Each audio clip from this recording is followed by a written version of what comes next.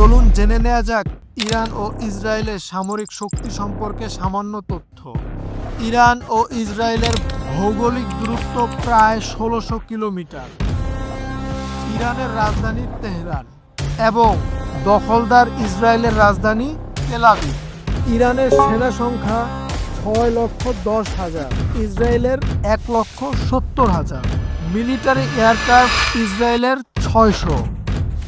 পক্ষান্তরে ইরানের রয়েছে ৫০০টি। মিসাইল রকেট ইরানের ৩,০০০ প্লাস আর ইসরায়েলের ৩০০। ট্যাঙ্ক সংখ্যা ইরানের ৪,১০০টি। পক্ষান্তরে ইসরায়েলের রয়েছে ১৭০০টি। ইরান পৃথিবীর ১৬তম শক্তিধর দেশ আর ইসরায়েল হচ্ছে ১৫তম শক্তিধর দেশ। সাবস্ক্রাইব করুন আমাদের চ্যানেল।